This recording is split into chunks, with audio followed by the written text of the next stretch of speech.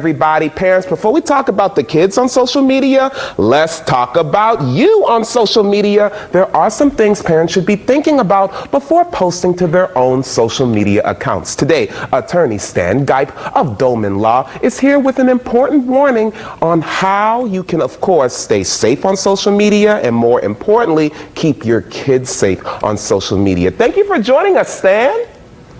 Hey, Malik, thanks for having me today. Yeah, thanks so much for coming on. This is such an interesting idea. You were calling it sharenting. How do you define what that is for people? You know, sharenting is just a new word for something we've all done when we had kids, and that's sort of brag on our kids, show people photos of their accomplishments, and talk about what they've done to the community. Okay, now that we've got the internet, the community has expanded. So what used to be a photo that someone would take to work and show their friends now becomes a photo that's posted online. Okay, the audience that gets to see this is less controlled, and it's less of a small group. So what happens is we call this sharenting, because now we're sharing stuff about our parenting with a much larger group than you may have intended to. And there are some consequences that, I think parents do know, but honestly, getting ready for this segment, there were a lot of things I didn't realize. What are some of those consequences?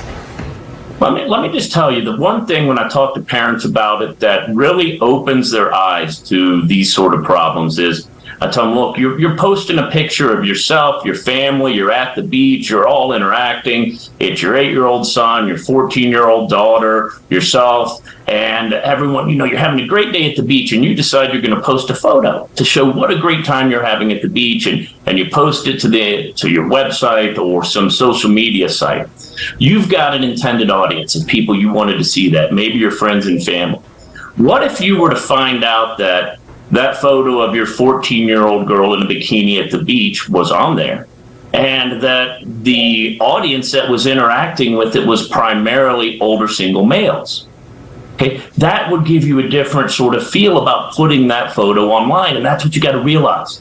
That is the audience that's out there. The audience that's looking at your post isn't always the intended audience, and they don't always have good intentions. That's such a powerful example. We want to show you all some more of the consequences. Take a look at your screen, everybody. But I have to ask you this, Stan, right? Because, what do you tell people who are like, well, my Facebook is private, my Instagram is private, only my close friends are going to see this photo of my child or my children? What do you tell them on why they should still not be posting images like that? Okay, things are sort of private, okay? They're private until they aren't. Okay, so who can see your Facebook post? Or friends, friends of friends, friends of friends, friends, okay? There's a couple different audiences when you're looking about kids, okay? Kids want to create their own online identity. Sometimes a parent will jump in line and usurp that. They start posting things about the kids being silly, being stuff like that, and sort of creating a different image for the child than the child would choose to create for himself. Okay? A lot of this stuff will open your child up to bullying later. Things that someone looking to create problems for your kid can exploit. That naked photo of him when he's 3 years old running around at the beach looking cute is something different when he's 13 and a bully finally pulls it up and posts it and shares it with the entire class to say, hey, look at this. So it's not just predators, okay? It's not just people who are looking to do ill to your child. It's sometimes fodder for bullies, and it can create a different image for your child than they're looking to create for themselves. So true. And then you think about it, everybody, like you all saw on that visual earlier, these things really can last forever, right? So think about, that photo you're posting of them at 9 years old now can actually be damaging to when they're 29 years old and are trying to have the best job, out there. When their employer looks up those old photos, that could be a hindrance to their employment. And as you all see there as well, there's a mental health component as well. But I got to ask you this, right? Because look, we all know, everybody watching, including me and you, know that parents are going to still post photos, right, of their children. What types of photos are okay for parents to post? You got it. The information in the photo needs to be limited, okay? We don't want to show information that would give someone with bad intentions the ability to target your child. And it's almost like billionaires have been doing this forever, okay? Because they want to protect the kids. They don't want them to get kidnapped, ransomed, these kind of things. Well, now what's happened is all of our children are out there in an environment where a predator can see them. So you don't want to do things that would be identifying, like, hey, here's where they go to school. Here's exactly what time they're at this location every day. Oh, here they are with different friends in specific locations. You want to be benign. You can show pictures, but you don't want to show pictures with too much information about their outside life.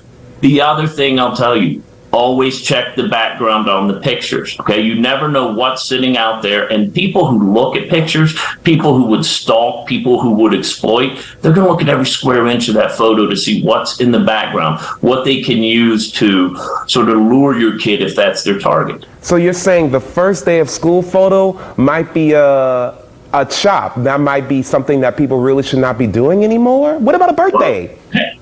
Hey, first day of school is fine. Let's not talk about which school, okay? Let's not tell him what time it starts and what time he gets home and where he walks from the bus and all these other things that they like to share. It's okay if you're sharing with your family, but these are not all your family. It's just when you do these things, you need to have a mindset that, look, what would someone with ill intentions for my child be able to do with this? Wow. And if it provides information that allows them to target your child specifically, you should probably back off from that post. This is something parents needed to hear. Remember, everybody, not everything private is private. Stan, thank you so much for being here. Great conversation. And look, if you need more advice on this topic, you can contact Dolman Law by logging onto the website on your screen. It's dolmanlaw.com.